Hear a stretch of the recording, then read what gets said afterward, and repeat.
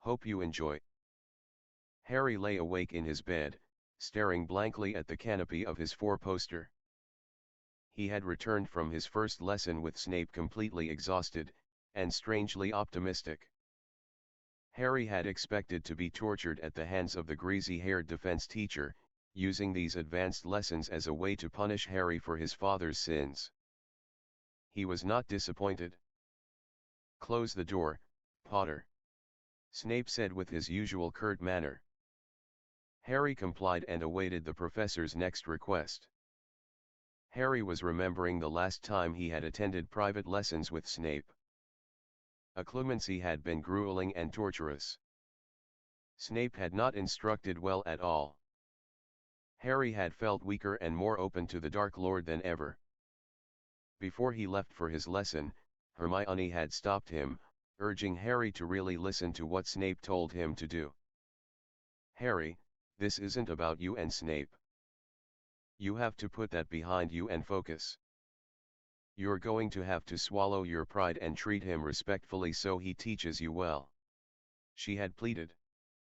"And what if he turns it into his own private torture session?" Harry had retorted. "Even he knows you can fight back, and do it well. This isn't occlumency.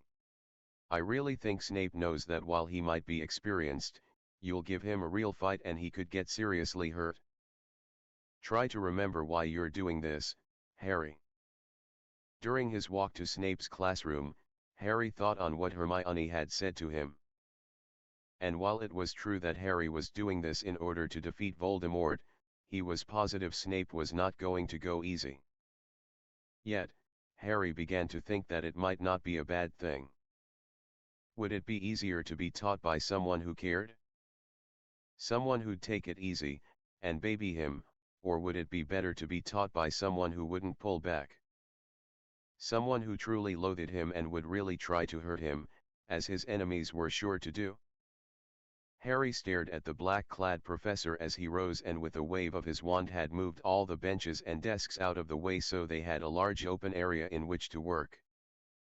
"I am aware that you led a defense club last year, and I am also aware that everyone who you taught received an exceeds expectation or higher on their exams.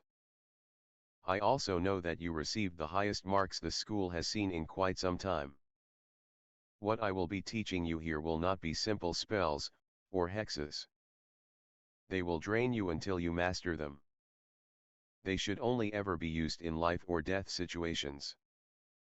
While none of them are unforgivable, they are very, very dangerous to use on another person," Snape said coolly as he walked around Harry, who stared straight ahead to prevent himself becoming agitated by the man. "Now, every spell I teach you, you will be performing non-verbally. It will do you no good to use any of this if your enemy can block it." "Sir," Harry choked on the respectful addressing of his most hated teacher.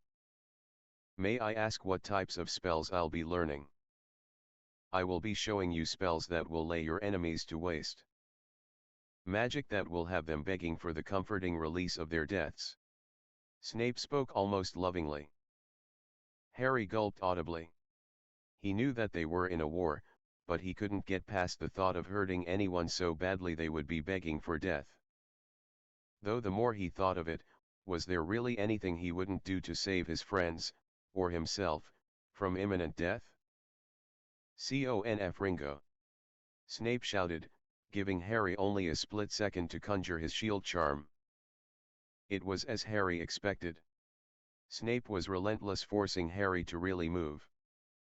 After the first volley, when Harry tried to fight back, Snape informed him that Harry was only allowed to use his shields. The next hour was spent with Harry shielding himself from Snape's onslaught of jinxes. Throughout it all, however, he gave Harry tips on how he might hold his shield longer, or even strengthening it enough to rebound the spell back at its caster. Harry knew that Snape was truly enjoying this bit, as he had used some very nasty spells.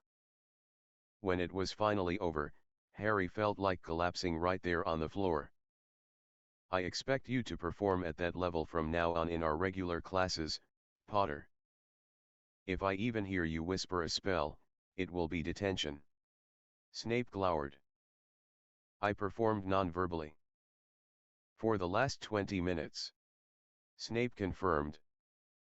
It was like a bomb had dropped in Harry's mind. He had been performing his shield without speaking, and he hadn't even been aware of it. Harry was a little surprised by how exhausted he felt. His body ached from receiving several stinging hexes that he had been unable to block. The sneering teacher had given Harry much to think on, however. He would be learning some very horrible spells. Spells that would cause his enemies to beg for death. Harry had to admit it would be nice to be able to fight back properly against his enemies, but could he be unmerciful in his fight? Could he intentionally hurt someone so bad that their only desire would be death? A voice echoed in the back of his mind that sounded strangely like Sirius. It's war, and your only option, sometimes, is to kill or be killed. The words gave him no comfort. Harry understood that he had little choice. He had to take Voldemort's life in order to save the rest of the world. He had to kill another person, though even Harry was hard-pressed to categorize Voldemort as human. Harry's thoughts turned to something a little less horrific, though just as problematic. Daphne Greengrass. Harry had not spoken to her since she had punched him in the mouth. He found her irritating, pushy, and very annoying. She had a very short temper, and she was nearly as scary when she was angry as Uncle Vernon was. That might be a bit harsh, he thought to himself. And yet, he found himself thinking a lot about their one and only somewhat pleasant hour together a week ago. Daphne had even made him laugh for a second. Never once had he laughed with Cho. He had always been too nervous. He had grown comfortable around Ginny, but he still felt nervous and stupid around her. Though he didn't feel awkward around Daphne, he also didn't feel comfortable, either. Daphne was very pretty as well. He had heard a few boys talk about her assets while visiting the bathroom one day, and he found himself a little mesmerized by her posterior whenever she walked away from him. It was unquestionable. Physically, Daphne Greengrass was quite beautiful. But it wasn't enough. Harry felt that there had to be more than looks for a girl to be attractive. And so far, Daphne didn't measure up. Yet, Harry reluctantly admitted, they had not been in each other's company for any extended periods of time. She was a complete mystery. Harry knew virtually nothing about her, except for her birthday. He didn't know what her home life was like, or what she wanted to do when school was over. He didn't even know what her favorite food was. What would they have to talk about? What could they possibly have in common? It was too ridiculous to think they could ever be compatible. And yet, they were to be married. Married. A family. His most secret and precious dream. To one day be married to a woman who truly loved him and be a father to a child, or children. To attain true happiness after a lifetime of pain and hate and loss. Could he possibly have that with Greengrass? Or would he be killed by his arranged wife, as Remus said could sometimes happen? Damn you, Remus. Harry thought bitterly. Had to say it, you bastard. Harry's day seemed to go by incredibly slow. It had been over a week since he had spent any time alone with Daphne, not counting her punching him in the face 2 days ago. He was truly unsure how he felt about the looming rendezvous. His trepidation stemmed mostly from Hermione's suggested location. Harry felt a little colder when he thought about it, yet he couldn't find fault with his bushy-haired friend's logic. A gesture of this magnitude would undoubtedly show Daphne that he took the situation just as seriously as she did. He was going to have to trust in Hermione's knowledge of the female species. Harry did not see Daphne until lunch, where she sat with her friend, Tracy. She kept her eyes lowered, and did not look up once. Harry felt a growing anxiety in his chest the more he thought of the coming evening. During afternoon classes, Harry's concentration waned badly, and he earned a bit of extra homework from Professor McGonagall, who was quite unimpressed with his efforts. His mind kept plaguing him with visions of his coming evening. Daphne's nose wrinkled in disgust when she learned of their destination. Daphne angrily questioning his sanity when he described what he had planned. Daphne's wicked right cross just before she stomped away from him. "Mate, are you okay? You're like a zombie or something," Ron asked as they headed for the Great Hall for dinner. "He's a bit nervous, Ron." Hermione smiled as she took her boyfriend's arm. "He's got a date tonight." "Whoa." Harry stopped suddenly. "You never said it was a date." "Is she expecting it to be a date?" "Relax, Harry. It's a figure of speech." Hermione chuckled humorously. "You're making up for missing your last meeting with Daphne." "Ah," Ron said, understanding now. "Watch out for her fist this time." "Oh, haha." Harry glared. "I'm so glad that I can amuse the two of you." "Oh, come on, Harry." Ron chuckled. "It is a bit funny that she hit you. If it had been me, you wouldn't be able to stop laughing." Harry couldn't stop himself chuckling at the mental image of his best friend being laid out by the much shorter and smaller bushy-haired witch he was currently dating. Harry knew that he would indeed find the situation quite hilarious if it were someone else. "See?" Ron pointed out, knowing his friend was imagining it by the smile on his face. "Seriously, though? I know Hermione says she's all right, but remember that she's a Slytherin, and you can't trust them." "What exactly are you basing that on?" Hermione asked as the trio sat down to eat. "Malfoy. He's the only Slytherin you've ever had any real interaction with." "They're not all like that. Daphne, for instance, is quite pleasant once you get past her defenses." "And you have?" Harry asked pointedly. Hermione blushed a little. "Not personally, no. But I'm told she is very nice underneath her Ice Queen persona." "Everyone has their defenses." "Who's your source on that?"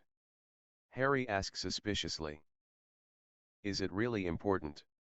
Hermione argued, deflecting the question. "The point is that we cannot hate them all based on a few.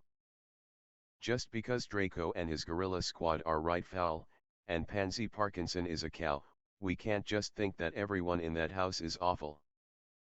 "They all hate Gryffindor," Ron remarked. "And what has anyone in Gryffindor ever done to change that? Face it, our two houses have been feuding long before we ever got here. Don't you think it's time that changed? Especially given the current climate, with Voldemort out there," Hermione argued. Harry looked at Ron, who stared back, both unable to argue her point. Perhaps it was time for a change. But how could it be accomplished?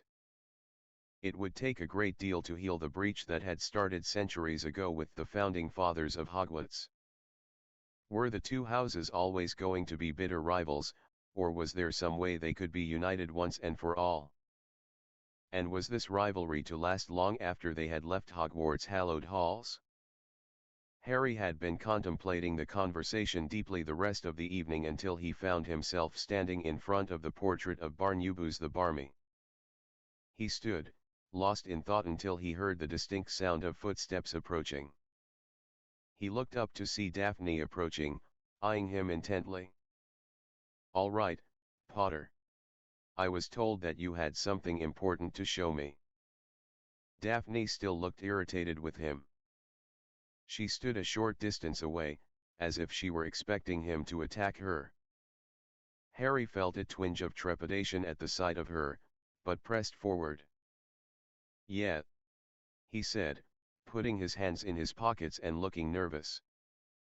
"I know that you've probably heard all kinds of things about me over the years. I know there's lots of rumors and stories.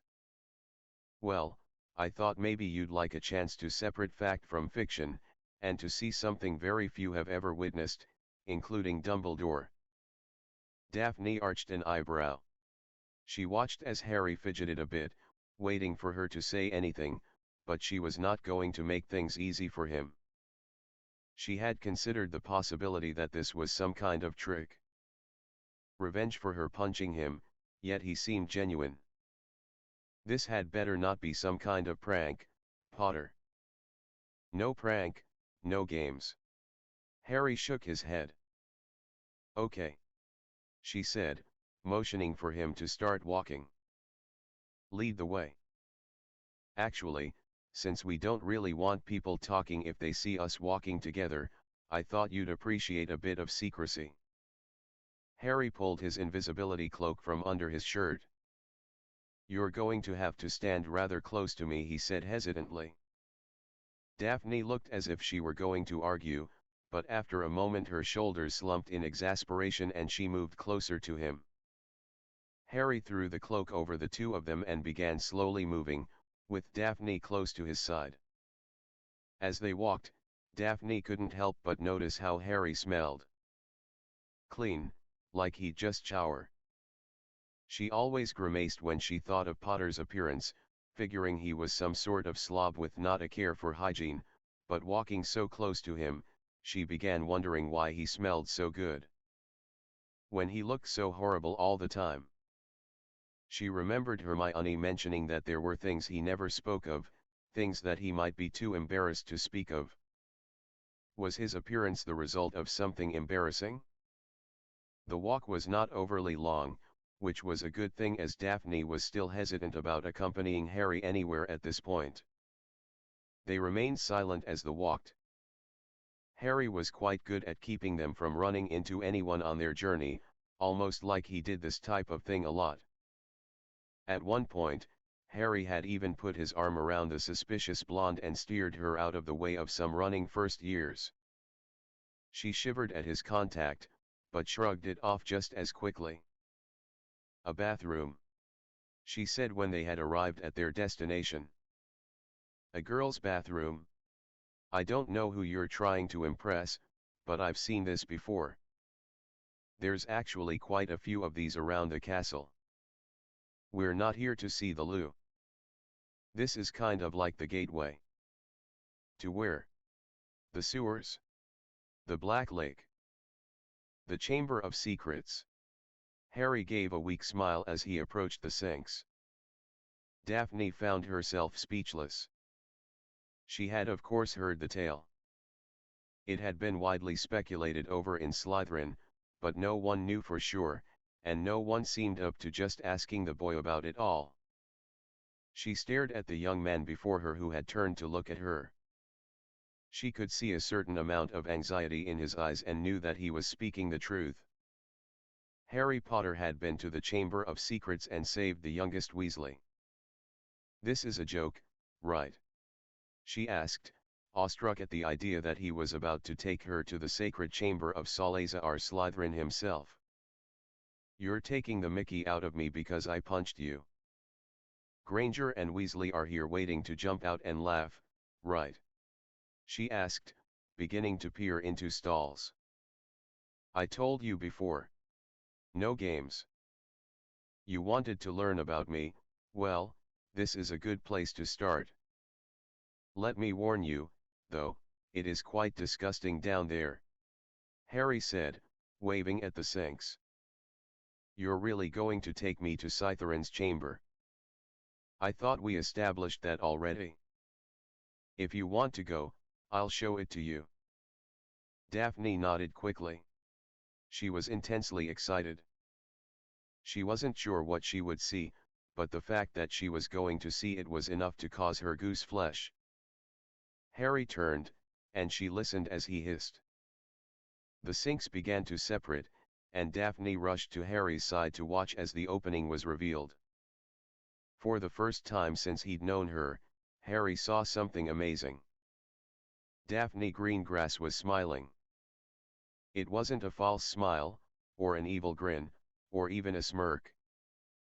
It was a real smile. Her dark brown eyes were alight with awe and her cheeks had a warm glow about them. At one point, Harry swore she was bouncing with anticipation. "Are you ready?" he asked, offering his hand to her. Daphne looked up into his emerald eyes and, without hesitation, took his hand. Together they leapt into the pipe and slid to the cavern below. "Yuck," Daphne said when they reached the bottom. "You weren't kidding about the filth." "No, I wasn't. Lumos," Harry said, lighting his wand. Daphne gave a startled yelp when she saw the great snake skin. "Don't worry," Harry said quickly. "It's just the skin." "So you really fought a basilisk?" Harry nodded and began walking. Daphne followed close on his heels, not wanting to get lost. They walked a short way until they came to where the cavern had caved in. The hole that Ron had cleared away was still there and the two teens were able to climb through easily. Soon after, they stood in front of the sealed door to the chamber. Again Harry hissed and Daphne's eyes grew wide as the door opened and she peered into the darkness beyond. The first thing she noticed was the intense smell of decay. Both she and Harry began retching uncontrollably at the stink of death. "Oh, Merlin." Daphne winced and gagged. "What is that?" "My first guess would be, dead basilisk," Harry said, retching. "That is really, really foul. It's worse than crab with digestion problems." Daphne coughed. "Here." Daphne waved her wand and the air began to freshen. The smell of decay began to ebb and soon they could breathe without retching. "Did you not think to bring Snape, or Dumbledore down here to harvest this thing?" Daphne asked, still looking rather ill. "Basilisks are quite rare and their venom is worth a lot of galleons. They could have used it for the school." "No, but no one ever said anything." "Dumbledore didn't seem to care." Harry shrugged as he crossed the threshold of the chamber. Daphne followed him into the vast chamber. Harry used his wand to ignite the torches and when the chamber was lit, Daphne got her first ever glimpse at the fabled Chamber of Secrets.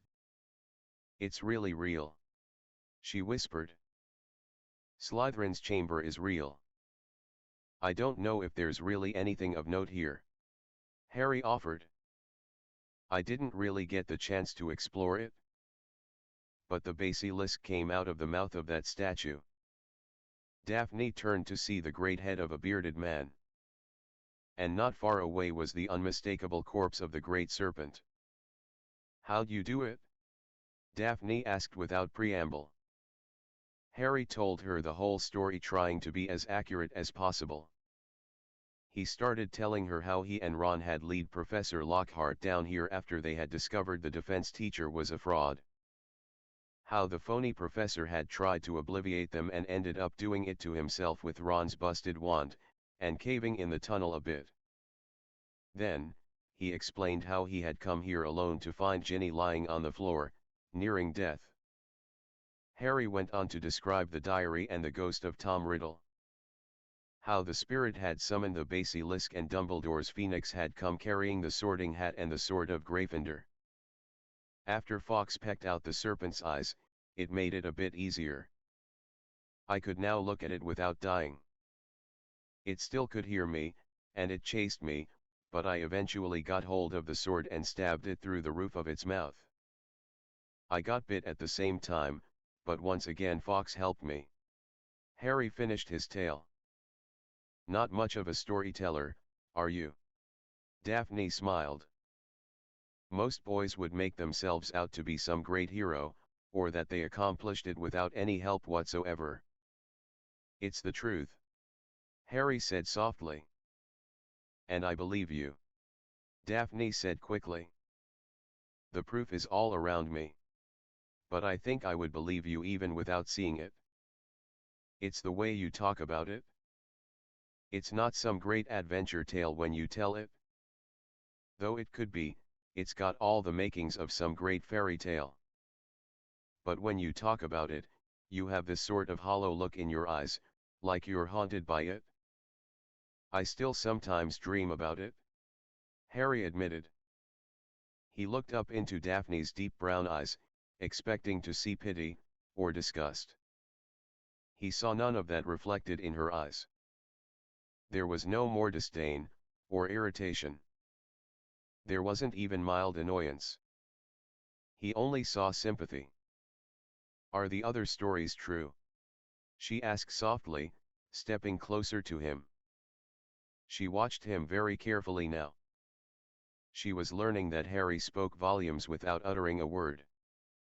There were mannerisms she had not noticed before, that told her almost everything she ever wanted to know. He was not proud of what he'd done. He wasn't bragging that he had slain a basilisk by himself. Instead, he seemed almost disconcerted by it. Troubled, even. Harry squared his shoulders and took a few steps away from Daphne, turning to examine the chamber a little more critically. He couldn't say why, but when she had looked at him just then, he had felt strange, like his insides had shifted. Which stories? The Dementors? Did you really fight 100 of them? She asked. I wasn't counting them. I don't know if it was 100. But there were a lot of them. Harry shrugged. Did one really come after you before last term? 2 of them. They nearly kissed my cousin. Daphne heard just the hint of bitterness when Harry mentioned his cousin. And that business with Professor Quirrell. He had Voldemort sticking out of the back of his head, and yes, I fought him, 3 times now. Harry said, anger edging his voice. And the prophecy. Harry turned to stare at Daphne incredulously. The Daily Prophet has been hinting at it all summer long. I thought it was another one of those things they do to get readership up. But after all this, she said, motioning around the dank chamber, it doesn't seem impossible anymore. Please tell me you're not buying into the legend of Harry Potter. Harry said scathingly. No, I find the truth far more stimulating and intriguing than the mythic hero that everyone seems to believe you to be. But it's all based in reality, isn't it? I mean, there has to be something to this chosen one business, if you know who is so hell-bent on ending your life, Harry. You called me, Harry. He smiled coyly. Is it possible we've actually broken through some of your barriers?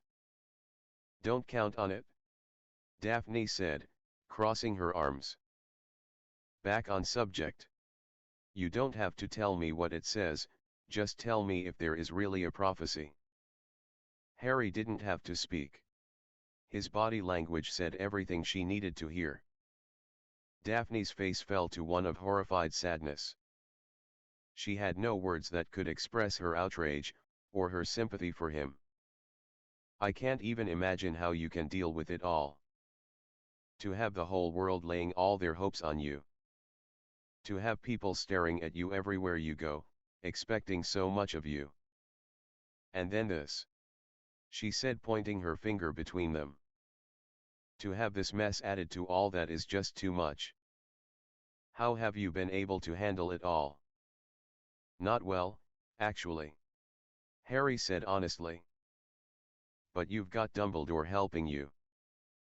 I mean, who better to train you than the greatest wizard of our time, right? He's not training me. Right now, I'm not really getting any training. I mean, well, I'm getting some, but I don't know if it's enough. You're not serious, are you? That seems really stupid. Doesn't Dumbledore want you to defeat you-know-who? Daphne asked, a bit awed at Harry's confession. Yeah. I mean, I guess so. I can't really talk about any of this. I don't mean to be rude, or... I understand, Harry. Daphne said, holding up her hands. You've got to protect yourself, and you're still unsure about me. I get it, And I'm not offended. You know, all I really ever wanted was to be normal. To be just as undistinguishable from everyone else. My life has been one long joke to fate, and I'm truly sick of it all. Most people would give anything to trade with you. Daphne said softly. Some people would do anything for the kind of recognition and attention that simply gravitates your way. I don't know how I would handle what you've done and gone though. I guess we do have a little bit in common after all. I never wanted to be arranged. I wanted the freedom to choose who I spend my life with. Not that it really compares to your situation. Daphne smiled gently. You have a really nice smile. You should try and do it more. Harry remarked. Are you really trying to flirt with me? Daphne asked, looking a bit offended. No. Harry said quickly, holding up his hands protectively. I was only commenting on your smile. It's different. But in a good way. I usually just see you scowl. You look relaxed when you smile. Harry. Calm down. I'm only teasing. Daphne grinned. So, what else are you going to reveal to me tonight? Haven't I revealed enough? Harry asked, nervously running his fingers through his hair. That won't get it to lie flat. It's only making it worse. Daphne said, motioning towards Harry's head. I've come to terms with it. I'm told my father's hair was the same. Mind of its own. He shrugged, looking nonplussed. Well, I guess it is part of your charm. I hear girls talk about your hair and your eyes, not to mention your bum. Harry's face reddened instantly, and it felt like that very body part were suddenly on fire. He couldn't help but look anywhere but at the gentle smile on Daphne's face. Then he had to stop when he heard a sound that shook him slightly. The smallest, faintest little laugh. You're messing with me again. He glared. Not this time. Can you honestly tell me you've never talked about a girl's bits? She looked incredulous. Not really. The other guys in my dorm do, I just listen mostly. No one ever asks my opinion on the subject, anyway. Daphne looked unswayed. You, an allegedly normal teenage boy, have never talked about a girl's bits? Never said a girl has a nice bum, or her chest is quite large, or however boys talk? Not that I can remember. Harry shrugged. But you have noticed. Most definitely. As you said, I am a teenage boy. And have you noticed my bits? Daphne asked, looking at Harry pointedly. How did we get here? Harry tried to deflect, looking a little panicked. That's not an answer, Potter. Daphne's smile faded into her trademark scowl. So, we're back to Potter. Just answer the question. Do I have to? Harry looked sheepish. Daphne folded her arms and began to tap her foot impatiently. Harry sighed and slowly nodded his head. Yes, I have noticed your bits. I am a raging hormonal teenage boy, and you are a pretty teenage girl. Yes, I have looked at your bum. There was that so hard. Daphne smiled mischievously. Harry sighed heavily, not sure what had happened here. His heart was pounding, and his palms felt a bit clammy. What did you think? Oh my God, it is so time to get out of here. Harry said loudly, throwing up his hands and making for the entrance. Hey! Daphne called after him, beginning to chase him down. Aren't you going to answer the question? You've been so honest with me, why stop now? Daphne could not stop grinning. She looked like the cat who got the canary when she finally returned to the common room, where Tracy was waiting to pounce. They were alone, as it had gotten very late. Harry and Daphne had been shocked to find that it was past curfew. Harry escorted Daphne to the dungeons under the invisibility cloak so she wouldn't be caught before returning to his own house. Daphne had felt it that night. Something had changed between them. Something had changed in her. She had to admit that she had flirted a bit with Harry, though she had not known why, or how it had started. In fact, it wasn't until she had returned to her common room and reflected on the evening that she realized that she had been flirting at all. Daphne tried to rationalize it all as a fluke. She had been impressed by his willingness to share, and the fact that he had shown her the Chamber of Secrets. Admittedly, it wasn't the most romantic of places, but it was unexpected. It had shown her that Harry had trusted her. He had been willing to open up and show her that Harry Potter was indeed a hero, but not in the way that he'd been portrayed for so long. And it had been fun. Making the Gryffindor golden boy blush like a first year had been really fun, and he was easy to make blush. It had also been rather revealing. He had shown a side she had never even thought any boy had. Harry Potter was a gentleman. Daphne knew without question that he was not the type to kiss and tell. She had learned it in his revelation about her bits. The way he had tried to deflect and squirm out of it had told her all she needed to know. Daphne could trust him. So, spill. What happened? Tracy asked, salivating like a ravenous dog. Not much. We talked. Daphne said as she sat across from her friend. You know, I kind of figured that out on my own. What did you talk about? Where did he take you? How did you know he was taking me somewhere? You just told me he had something to show me. Daphne asked accusingly. Well, I figured he took you somewhere to show you whatever he wanted to show you. Was it just the room of requirement again? Daphne eyed her friend for a moment. Tracy had been rather pushy with getting her to go meet with Potter over the last day and a half. Daphne suspected Tracy had spoken with Potter somehow and helped set up tonight's little outing. If you must know, she said, still watching her friend carefully. He took me to the Chamber of Secrets. What? Tracy shrieked. You're lying. Can you shut up? Daphne asked, looking frantically about for any signs of eavesdroppers. I really don't need any of this broadcast throughout the castle. Tracy nodded, keeping both her hands pressed against her mouth. It was really big, but there wasn't much in there. Mostly water and the rotting corpse of a giant basilisk. Tracy's eyes nearly popped from their sockets as she listened to Daphne's tale. She couldn't help but admire Hermione Granger's genius. She and Hermione had plotted together to get Daphne and Harry to try again to get together. Tracy had mentioned Daphne's interest in all Harry's exploits, and it was Hermione who thought that if Daphne could see something tangible it might make her a believer. Hermione had not mentioned to Tracy what she had in mind, but had made it clear that she needed to get Daphne to agree to meet Harry. Tracy now knew what the little bookworm had done, and mentally bowed to her genius. It was real? All of it?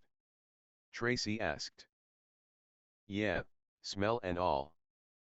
Do you think you could show me? Tracy asked hopefully. I don't think so. At least not the actual chamber. Harry spoke Parseltongue to gain entrance. Unless you know another Parselmouth, you'd better forget it. Damn it. Tracy huffed. But you were gone 4 hours. What else happened? Nothing. We just talked. Daphne said honestly, omitting the fact that she had begun flirting with her betrothed. Talked? For 4 hours? You were gone a really long time. Oh, stop it. Daphne snapped. Nothing happened. It took a bit to get down there, and a bit longer to get back. That's all. Wow. Tracy said sarcastically. I can't believe you. He's yours signed, sealed and delivered, and you didn't even try to kiss him? Nothing at all? Are you sure it's Astoria who plays for the other team? Oh, you're impossible. I really do loathe you sometimes. So, another date with Daphne tonight, eh? Ron asked, shoveling another mouthful of scrambled eggs into his gaping maw. This is like 3 weeks in a row. Have you even kissed her yet? What? Harry looked up from reading his book that he'd gotten from Dumbledore, and his morning toast, to see Ron smiling like a madman. He wrinkled his nose at the chewed-up mess of food in Ron's mouth. You're really disgusting, mate. What? You're going to marry her, may as well snog her. Ron looking a bit put out. Don't say that. Harry hissed. You know how fast the rumor mill works around here. We have enough to deal with already without the entire school knowing everything. Besides, I thought you hated her. You know, because she was a Slytherin. No. Ron shook his head, shoveling more eggs into his gasping maw. Hermione has talked to me a lot about it. I'm starting to realize that she's right. I shouldn't judge her because I hate Malfoy. Plus, I met Tracy Davis, and she's hilarious. A bit devilish, too. Harry looked warily at his best friend, putting his half-eaten toast down. When did you meet Tracy? About a week ago. After practice I found Hermione in the library with Tracy. She's a bit strange, but kinda nice, you know. Harry was just about to question his friend further about his introduction to Daphne's best friend, when Hermione bounced into the Great Hall, looking as chipper as ever. Good morning, boys. Hermione said, smiling as she joined her friends at breakfast. How are you this morning? She leaned closer to Ron, preparing to give him a kiss, but obviously had a change of mind when she saw him shove a full pancake into his mouth. When did you start hanging out with Tracy Davis? Harry asked as Hermione was pouring milk on her cereal. A few weeks ago. We just started talking and found we had a lot in common. Hermione shrugged. She's very nice and seriously funny, though. Her sense of humor is quite lewd at times. You never mentioned that. Harry eyed his bushy-haired friend. Since when do I need to run everything by you? Hermione looked affronted. I can make up my own mind about things. Why is it any concern of yours who I make friends with? I didn't mean anything by it. Harry backpedaled. I just thought it was strange that you never mentioned her before. You usually tell us everything.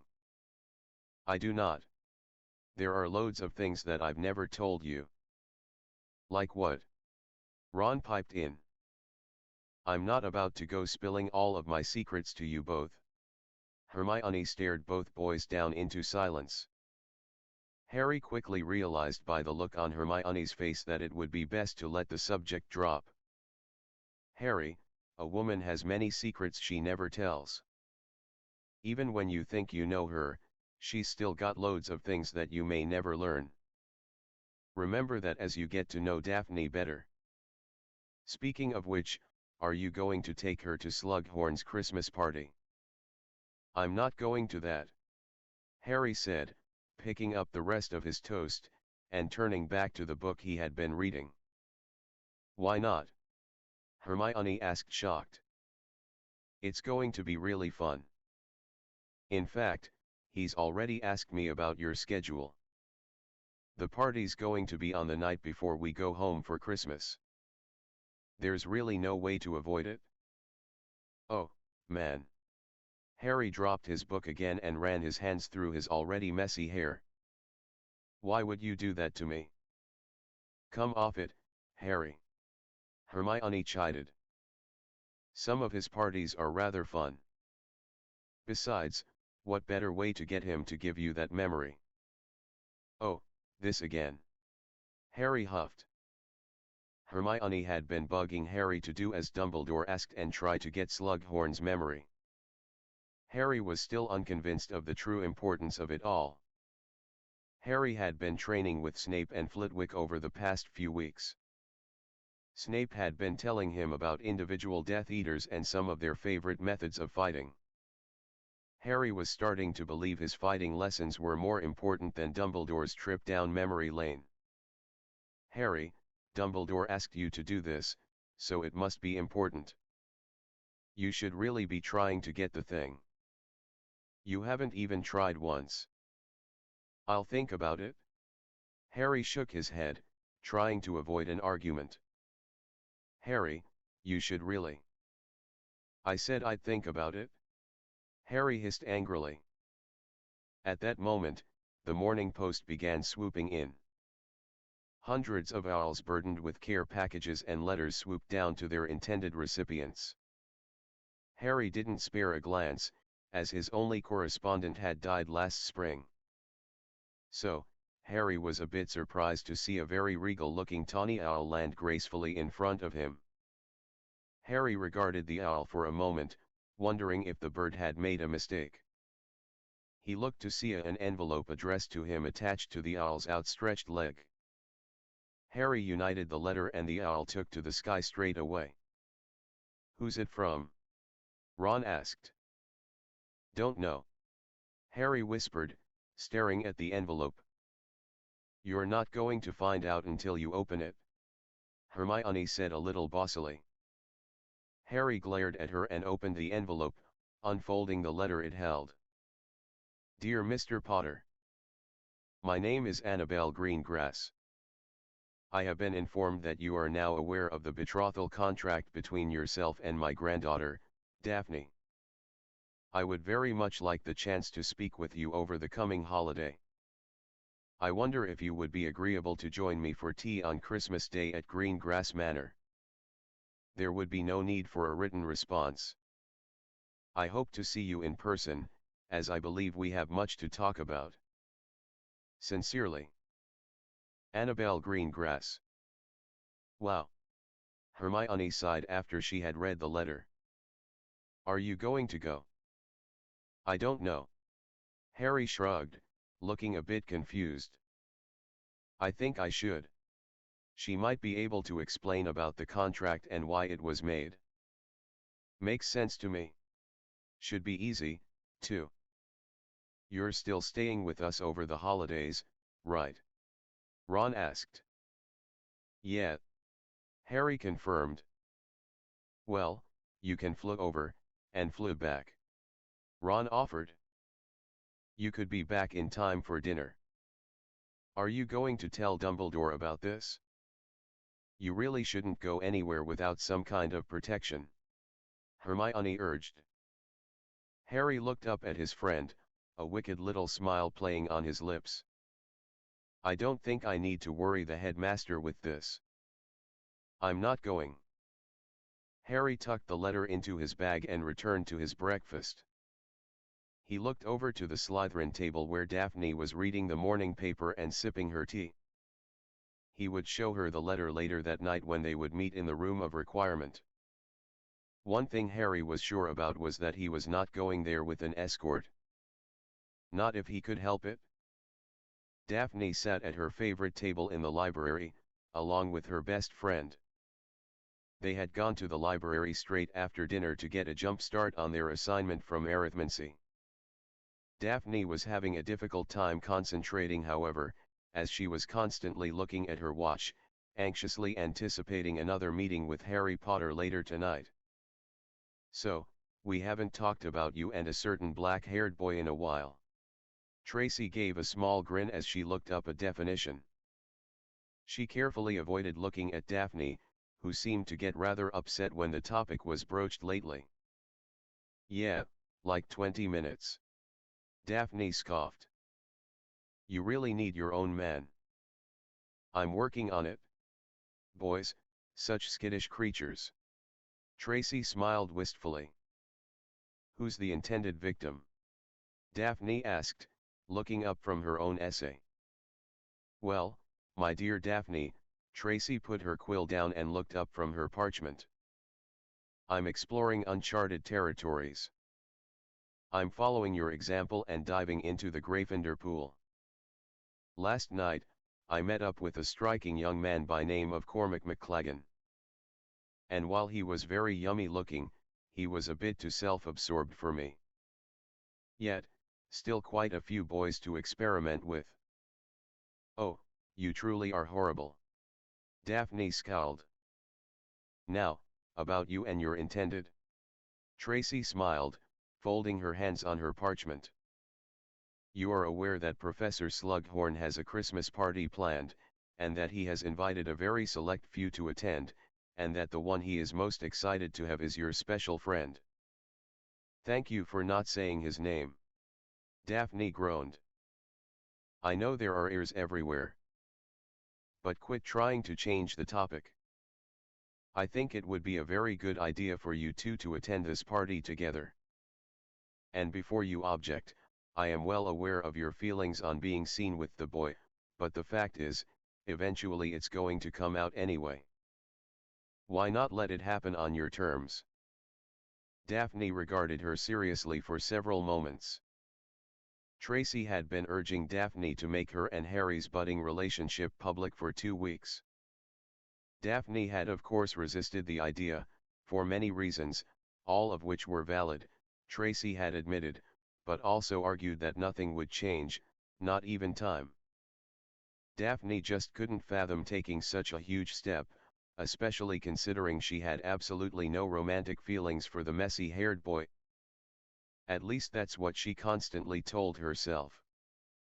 Daphne had found herself thinking of Harry a lot more lately. At the most inappropriate times in her day, Harry's green eyes and easy smile would appear in her mind's eye. It was becoming increasingly frustrating to the Slytherin girl. Do we have to have this conversation again? Daphne sighed. I've already told you why we shouldn't. The many reasons why it's a bad idea. Can you imagine what could happen if certain people find out about us? If they read too much into our relationship? Yes, I can. I've thought about it quite a bit actually. Tracy admitted, her voice becoming near whisper. I'm just as scared about the consequences as you are. You're my best friend, Daphne. All I want is to see you happy. I've seen your face when you come back after seeing him. I can see it in your eyes. He's broken through your defenses, just as I know you've broken through his. Somehow, against all the odds, you two have touched each other's lives. I know that he's got loads of people wanting to kill him, and they'll stop at nothing to get to him, even killing you. But, and I want you to really think about this, what if the two of you being together makes you both stronger somehow? You really believe in the mysterious power of love, don't you? Daphne looked uncertainly. You've read far too many romance stories. Whatever. Look, I can prove there is nothing more magical than the power of love. No matter how bad the world gets, nothing makes you feel as strong, or invincible, or relaxed, or even at peace than when your mom gives you a good strong hug, and tells you it's all going to be okay. You believe her because she loves you. It's the same, possibly even stronger when someone you love. That special person looks at you from across a room and you see in their eyes how much they love you. Tracy set her bright blue eyes on her friend, who was watching her skeptically. I still don't think it's a good idea. I just don't think I feel that way about him. How do you even know? Tracy leaned forward. Do you truly know that for sure? You haven't even tried to kiss him. Why does it always come back to that? Daphne threw up her hands. Because, you'll know everything you'll ever need to know about your true feelings for him when you kiss him. Is that why you kiss every boy you can? Daphne glared. Partially. I also like getting snogged. Tracy grinned. She quickly became serious again as she stared hard at her best friend. Just think on it. I mean, really think on it. Daphne stood and began piling her books into her bag. She shook her head a little angrily. I am sick to death of this conversation. I've been getting letters from my mother saying the same damn thing for 3 months now.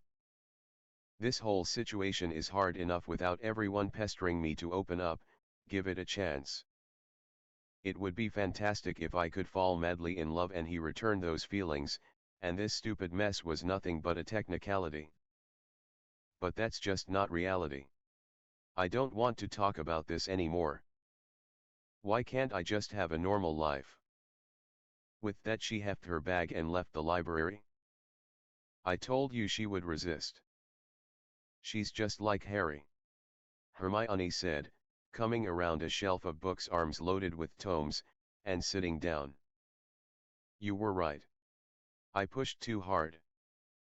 But I thought I made good points. Tracy said, looking at her new friend sadly. You did, and maybe she'll listen to you.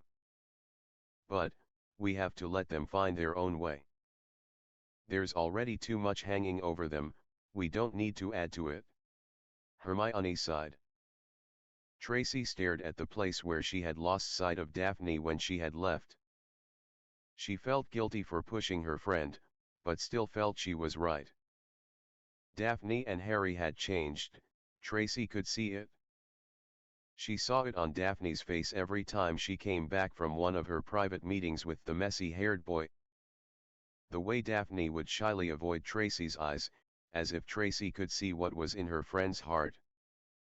Tracy was convinced that an attraction had begun, on some basic primitive level at least. She could only hope that at least some of what she had said sank into Daphne's mind.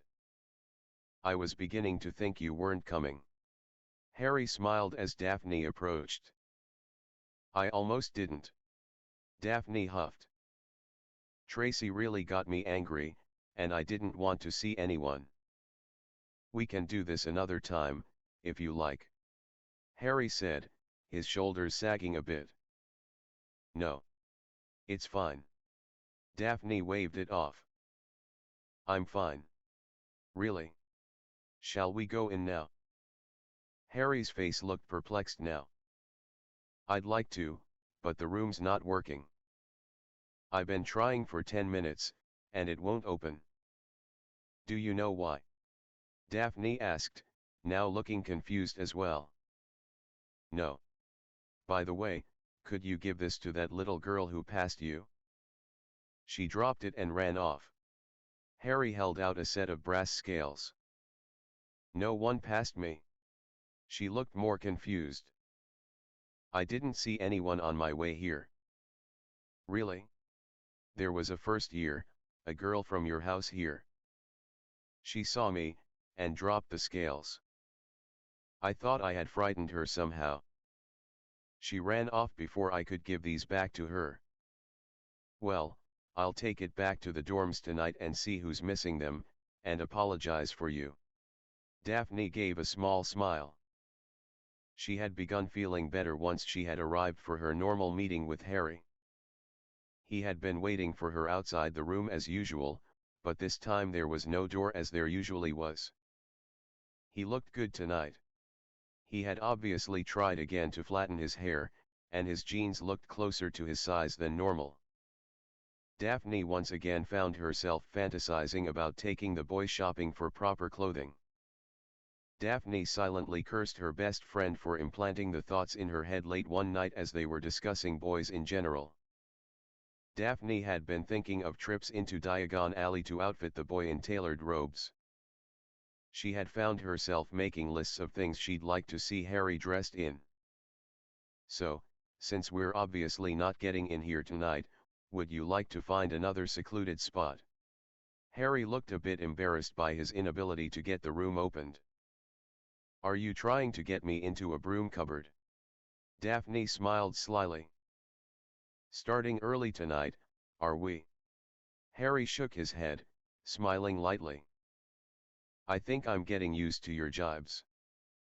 See, no blushing. Oh, I see I've been taking it too easy on you. I'll have you burning red by the end of the night. Daphne promised. Why don't we go to the chamber? We can explore it a bit more thoroughly. Harry nodded and pulled his invisibility cloak out of his own book bag. Once again, Daphne found herself close to Harry as they journeyed down to the second floor. This time, Daphne paid closer attention to Harry. She kept glancing at him, seeing the concentration on his face as they silently passed their fellow students. He did not take her by the waist this time, which made Daphne curse the first years for not running in the halls. Tracy's speech came back to her as they walked. Her advice on knowing all she'd ever need know by simply kissing him replayed over and over again. Daphne found herself looking at Harry's mouth a little closer. She felt a chill run up her spine as she imagined taking Harry's head in her hands and pushing her lips against his for several long moments. Scenes from several trashy romance novels played in her mind, and Daphne had to concentrate on clearing her imagination. No matter what everyone said, Daphne Greengrass did not love Harry Potter. It smells better than it did last time, Harry commented as they entered the chamber 10 minutes later, and lit the torches. The torches probably help. I wonder if we could harvest something from it. Might be nice to have a little nest egg for a rainy day. Daphne mused while staring at the corpse of the giant serpent. What do you think we could harvest off of it?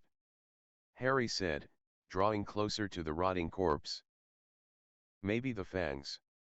Possibly the skeleton. Everything else is too decayed, I think. Daphne shrugged, wrinkling her nose as she got closer to the rotting corpse. She walked closer to the beast and touched what would had once been the nose. Sometimes the fangs hold venom, there might be a chance we could get some of it. That would bring in quite a bit of gold. Maybe enough for a small house. Already shopping for our house, eh? Why not? We're going to be married, in case you've forgotten. Daphne threw a wry smile over her shoulder at the boy. Harry returned the smile, and shook his head. No, I haven't forgotten. Speaking of which, I received a letter today. An invitation, really? Daphne perked up. Harry pulled a folded envelope from his bag and handed it to her. Daphne looked at him a bit perplexed, but opened the letter and read it. She really sent you this? Daphne asked rhetorically, as the answer was in her hand at the moment. I can't believe it. Harry thought Daphne would be angry. Anytime the topic of her family had come up, she would get a bit angry. Harry had discovered that Daphne was still angry at her parents over the contract. She had even admitted to not writing letters to them for over a month. I can't believe this. Daphne repeated. You seem happy about this. Harry ventured. Well, yeah. Nana is something special. Daphne said, her eyes bright and cheery looking. She's hard to describe. I don't think she's ever really grown up. She's got this really mischievous side to her, you know? Like she's always up to something ingenious. She's always got great stories, too. This time, I think the story is going to be about us. Harry said as he took the letter back and put it away. So does that mean you'll be coming? She asked, catching up to him. Of course. I want to hear what she has to say, and I'm willing to bet my vault at Gringotts that you do too. That I do. Daphne admitted. She suddenly looked down, feeling twinge of awkward fear. A strange feeling in her stomach caused her to begin fidgeting her hands. What if she knows a way out of it? Daphne asked. She looked frightened of what his answer might be. Harry thought about it for a long time before looking into her chocolate brown eyes. I guess we figure it all out when we know for sure. Harry shrugged, looking a bit sheepish. Daphne nodded, and as Harry turned, he missed a flash of worry upon Daphne's face. What do you think is behind the statue? Daphne asked, changing the subject. Harry turned to look at the giant stone head where the basilisk had emerged 4 years ago. I don't know. A nest of some kind. Can you open it? Harry shrugged and approached the giant stone head.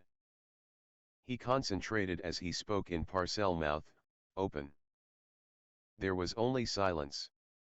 Harry tried several different versions of the same request, which were met with nothing.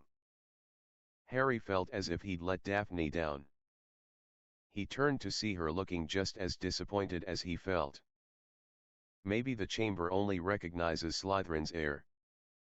I can get in this far because I know Parseltongue, but maybe there's something special, like a password or something. Harry reasoned. I suppose it's possible. You did say that you know who was Slytherin's heir, so maybe he knew what to say to open other parts of the chamber. Something on the family crest or something like that. Daphne reasoned.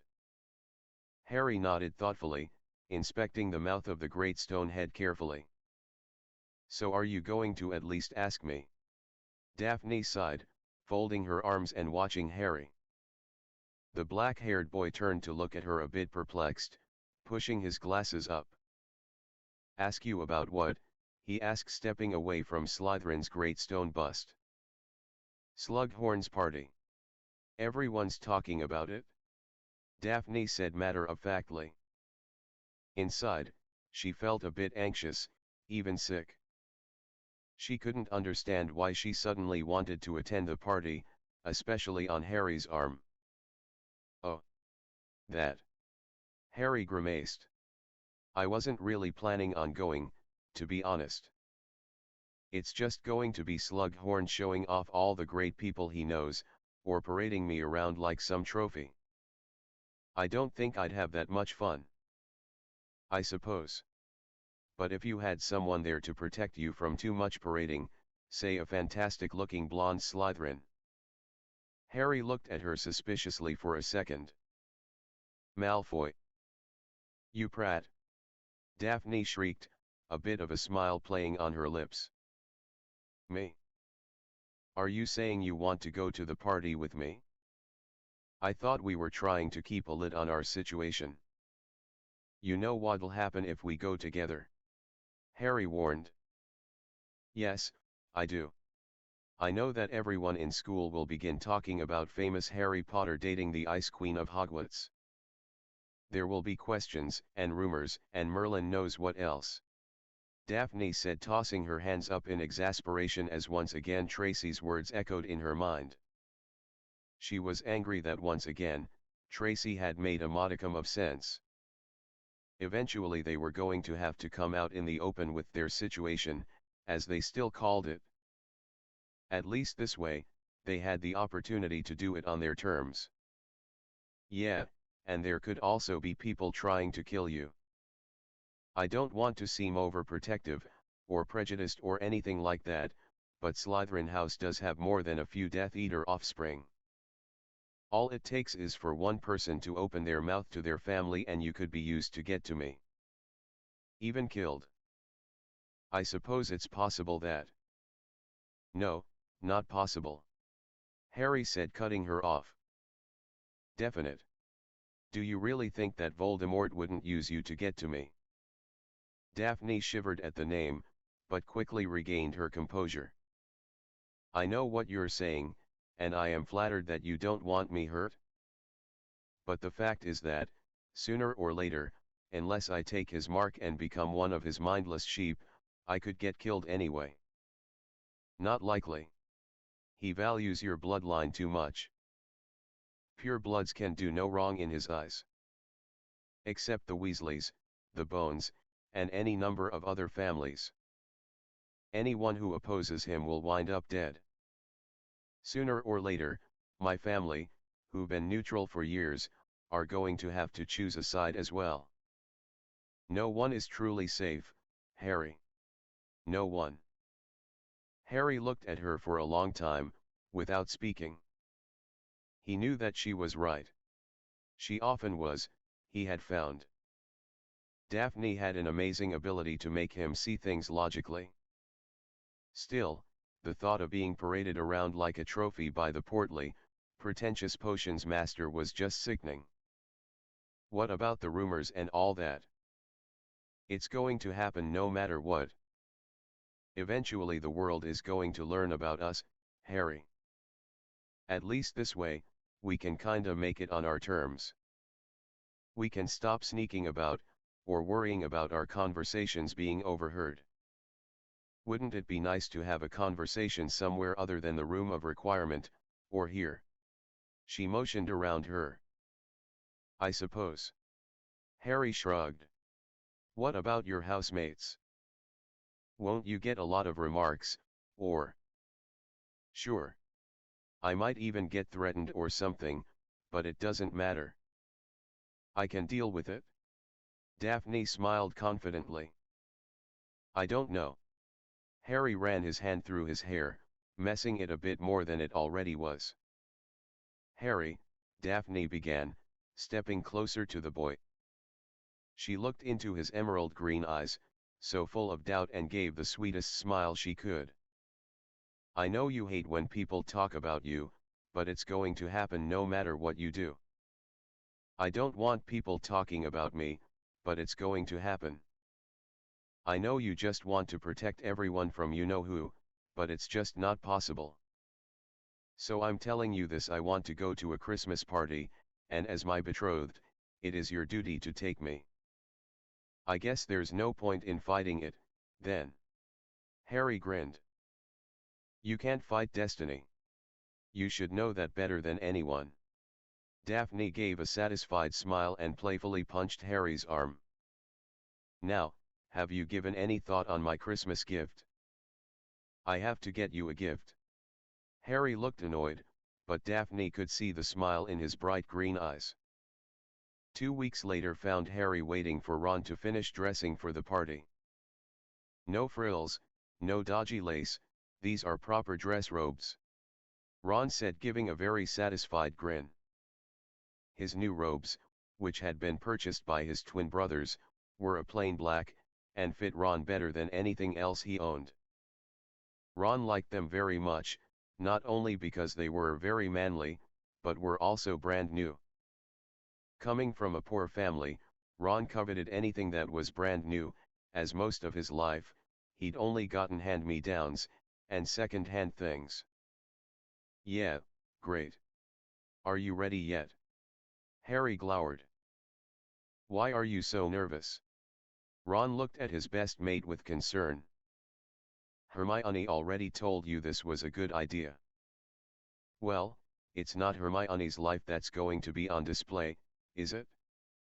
No one's going to be spreading rumors, or writing to the papers over you and her showing up to the party together.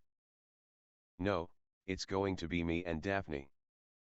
This is a terrible idea, Harry said frantically. Why didn't you try and talk her out of it then? Ron looked confused. I tried. For 2 weeks I tried. I thought I had her last week when she said Malfoy made some strange comments about the two of us. She said it was nothing, but I think he knows. Oh, not this again. Ron groaned. Mate, you don't know it was Malfoy in the room that night. He's not up to anything more devious than perfecting his sneer. Why don't you believe me? Harry glared at his friend. I scare a girl, a Slytherin first year, who drops her scales, which echo in that hall very loudly. She runs off without picking up her things. I give the scales to Daphne to return to the poor girl, only to find out that none of the first years are missing their scales. I'm telling you, it's fishy. Right, it is fishy, but it doesn't mean Malfoy's behind it. Ron reasoned. I'm sorry, mate, but it just doesn't add up to anything. Harry shook his head and his shoulders sagged a bit. He had been dreading this night ever since Daphne had talked him into going. He couldn't understand why she wanted to suddenly come out of hiding with their whatever they had going on. Sure, part of him liked the thought of being able to speak to her in the open. The thought of walking the grounds together, instead of sneaking around the halls, would be quite pleasant. But Harry was convinced they were taking a very unnecessary risk as far as her safety was concerned. Sure, eventually the truth would come out, but Harry was hopeful that it would be after Voldemort was dead and gone. And the only thing they would have to worry about was what would be written on the gossip pages. He had tried, quite unsuccessfully, to make her see reason, but she simply planted her feet and wouldn't budge on the matter. She seemed determined to attend this party and be on his arm the entire night. When he asked her why, she could not provide any answer other than she felt it was the right thing to do. The most logical step in their courtship. That had flummoxed Harry for a long time. He hadn't even thought of courting her. Sure, they had flirted a few times, but nothing serious. Harry had chalked it up to the two of them becoming more comfortable around one another. Sure, he thought of her a little more often nowadays. Yeah, he'd had a few daydreams about her. That didn't mean anything. He didn't get butterflies in his stomach when he thought of her, or stumble over himself when they talked. There was nothing to make him even consider the possibility that there was anything more than a loose friendship. "Come on, Harry," Ron said, tearing Harry from his thoughts. "We're going to be late, and I don't fancy Daphne to be the type of girl who'll tolerate that sort of thing." Harry and Ron came down to the common room where Hermione was awaiting them. Harry felt a twinge of jealousy when he saw Ginny come down from the girls' dormitories and into Dean's arms. She looked quite lovely, all dressed up for Slughorn's party. "Well, you both look very dashing."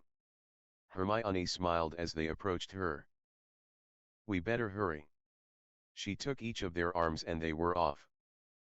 Harry felt a growing trepidation the closer they got to the entrance hall, where they would be meeting up with Daphne.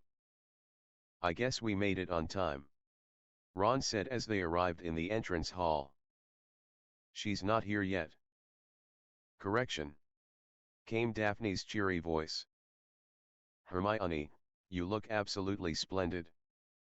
"As do you, Daphne."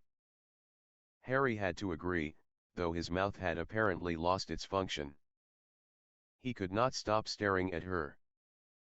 Daphne's silky blonde hair was done up in a very elegant knot. She had a stunning red, strapless dress, which fell to just below her knees, giving Harry a good look at her gorgeous legs, which were accentuated by the 3-inch heeled shoes. She had a velvet choker around her neck, adorned with a crystal star, which drew attention to her slender neck. Harry found his attention drawn to Daphne's cleavage, which the dress seemed to emphasize. Harry felt his stomach doing somersaults as he gazed upon her beauty. "Harry." Daphne's voice finally broke through his stupor. "Sorry. You look very nice." "Very nice," he tried to say, but his mouth was still having trouble working properly. Out of the corner of his eye, he saw Hermione hiding her smile behind her hand, and Ron openly grinning. "You clean up rather nicely, as well," Daphne said, patting Harry's arm. "Shall we go to the party then?" Harry offered his arm awkwardly, and the two couples set off.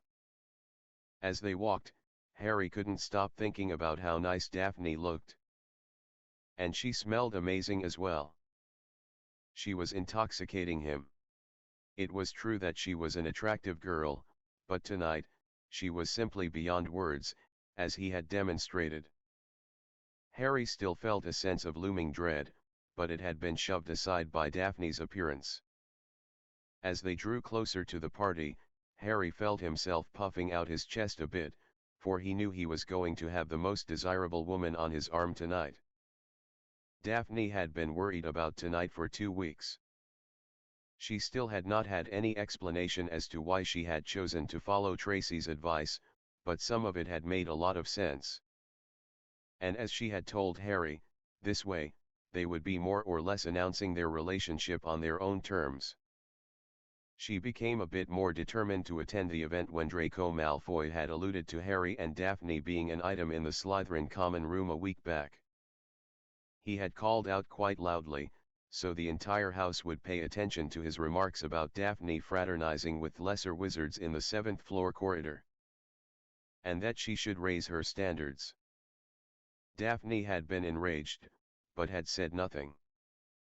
If she remained quiet on the matter, no one would question it, believing Malfoy to be showing off or something. Yet, his comments had stuck in her mind. There had never been anyone in the corridor when they met, so how was it possible that he knew she had been up there at all? Secondly, Daphne did enjoy dressing up.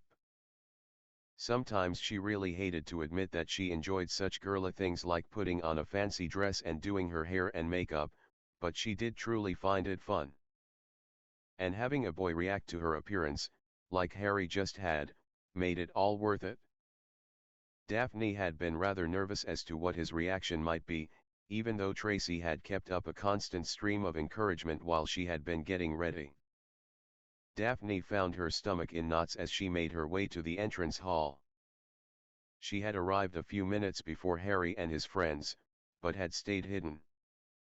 She had repeatedly thought of simply going back to her dorm and staying in for the evening, but her own pride wouldn't allow it.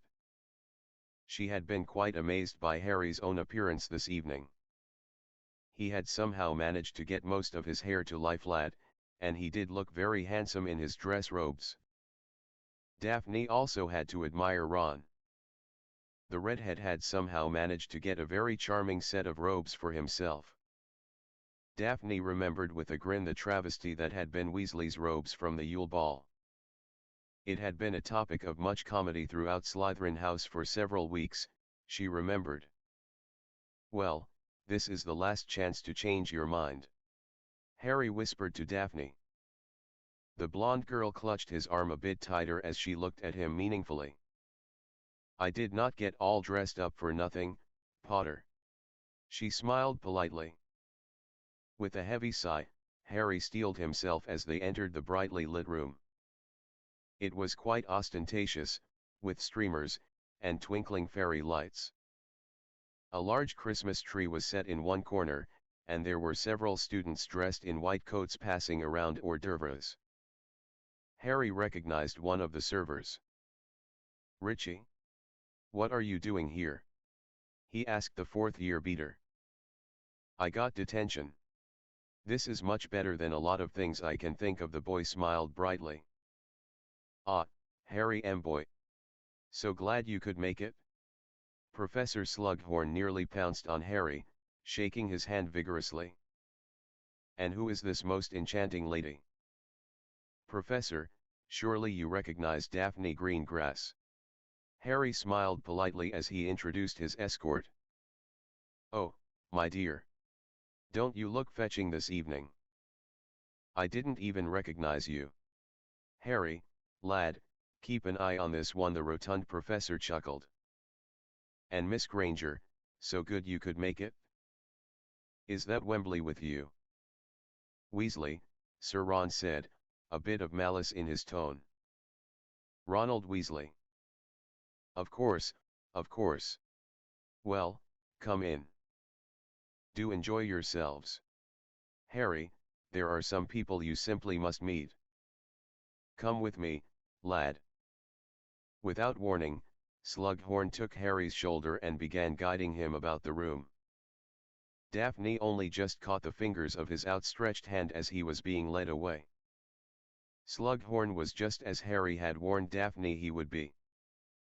Parading Harry about to many of the who's who of the wizarding world as some kind of trophy or prize he'd won.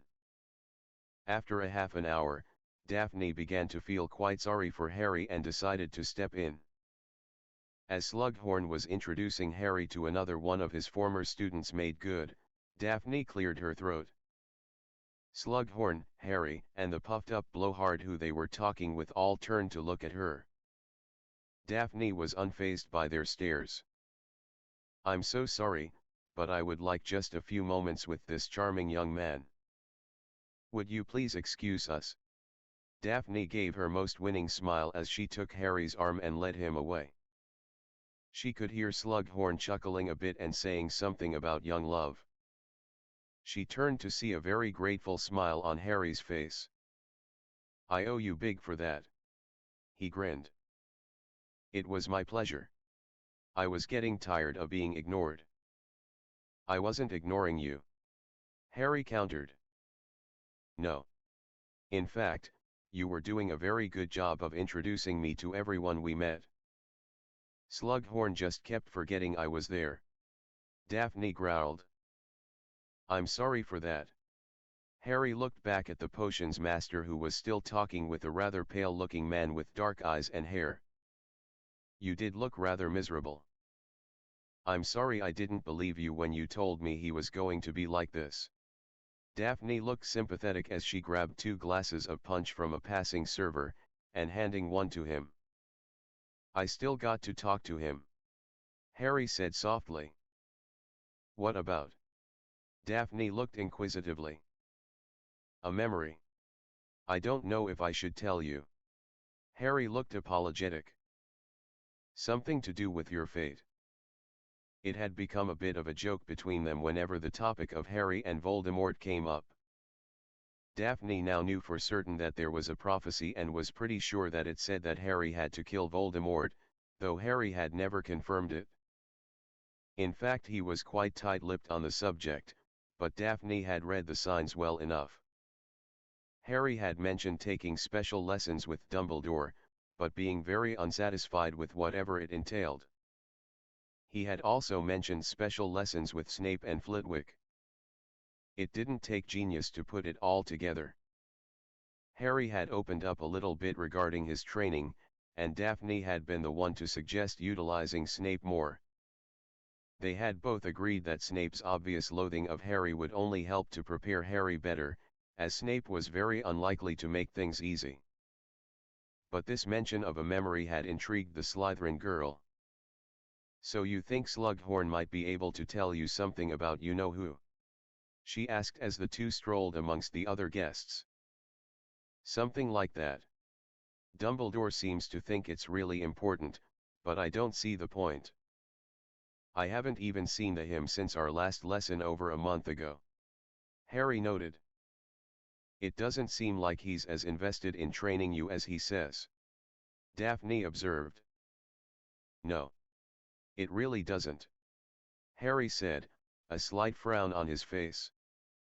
At that moment, Professor Snape approached the two of them, sneering. Potter, are you bothering Miss Greengrass? I'll have you in detention the rest of the year for harassing another student. The former potions professor snarled. Actually, Professor, Harry is my date for the evening. Daphne smiled, taking Harry's arm again. Snape looked taken aback for several moments. Daphne smiled up at her head of house, while Snape seemed to be trying to puzzle out how one of his own students had gotten mixed up with the Gryffindor Golden Boy. Finally Snape bent low, glaring deeply into Harry's eyes and speaking low and sinisterly. Do not think of doing anything inappropriate, Potter. I'll not have you besmirching anyone's good name. If anything should happen to Miss Greengrass and I find out about it, you'll wish you had never been conceived.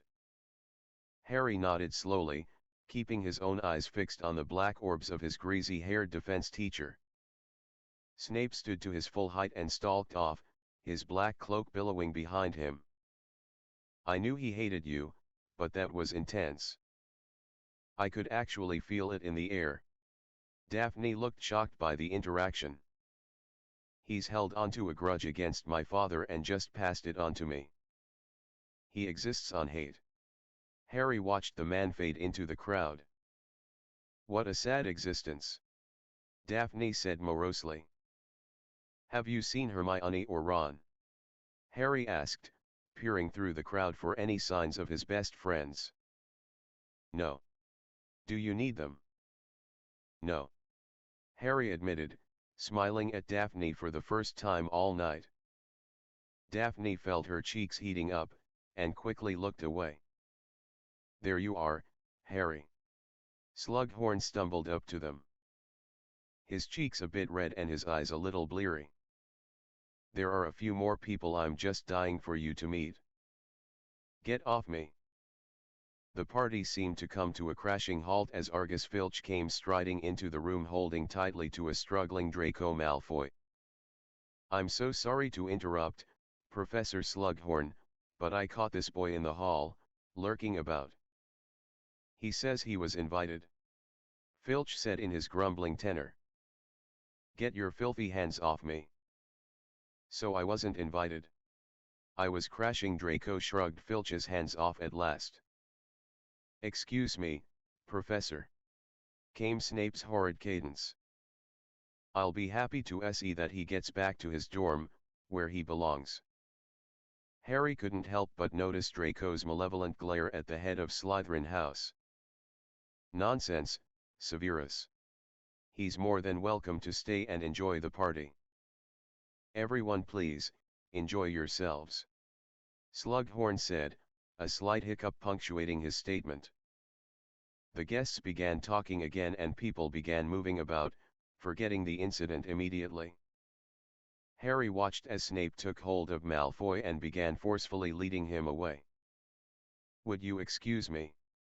Harry asked Daphne, who had seen Harry's demeanor change. "No. You're not going to leave me here alone." "We'll go together," she said, taking his hand. The two teens followed at a fair distance, keeping out of sight. Snape led Malfoy into a nearby classroom, shutting the door tightly behind them. Harry rushed to the door followed by Daphne, both of them leaning in close to listen to the heated discussion being carried on inside. "Really reckless. You're taking far too many chances. Why won't you let me help you? He gave this to me. It's my job, my mission to finish. You just want the glory for yourself. It's my time now. You're acting like a spoiled child. Your father would be. Don't you dare bring him into this. I am far more competent than him. There was a time that you trusted me, Draco." Snape's tone seemed to falter into a sadness that Harry had never imagined the man capable of. "I've learned to rely on myself. This is my task to accomplish. I have a plan, and it will work. I don't need help from you, or anyone else. Draco, I promised your mother I would look out for you. I made the unbreakable vow to keep you safe. Well, then that makes you an even bigger idiot than I had originally thought. Stay out of my way, Professor. I don't need your help. I will finish this task on my own." There was a long pause before Snape spoke again. "I see your Aunt Bellatrix has been instructing you. Your occlumency shields are very strong. Very well. But know this, I will not cover for you any longer. If you are caught, I will be able to do nothing." Harry and Daphne had to dash into a darkened alcove to avoid being spotted. Draco marched out of the classroom, looking haughty and proud of himself, strutting down the hallway away from the two hidden teens. Snape came out of the class a moment later, staring at Draco's retreating silhouette for a few moments before he also stalked away. "Well, that was rather cryptic," Daphne mused as she stepped out of the shadows. "Not really. It confirms what I've suspected for a little while now. Draco is a Death Eater." Daphne snickered. Harry turned to glare at her viciously. He'd had this argument too many times with his friends already, now it looked like he was going to have it with Daphne. "Okay, I admit that Draco is a devious, troublesome little ponce, but a Death Eater? Why in the world would you know who want a 16-year-old in his circle?" Daphne asked skeptically. "To spy on Dumbledore? Information on certain people. A bit full of yourself there, aren't you?" Daphne chuckled. "Fine. I don't care if you believe me or not, Harry said, growing angry. But I know that little ferret is up to something, and I know it's going to be bad if he accomplishes whatever it is he's doing. Fine, let's say for a moment that I believe you. The bastard's capable of a lot of really foul things, I admit it. Seeing how he treats people who he believes to be beneath him is proof enough of that. But what could he possibly do here that could be so horrible?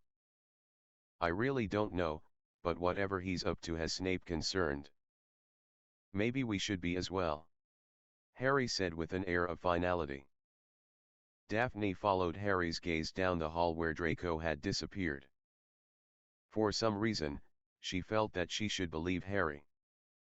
She decided that maybe it would be a good idea to keep an eye on the Slytherin prince, if anything to ease Harry's already overburdened mind.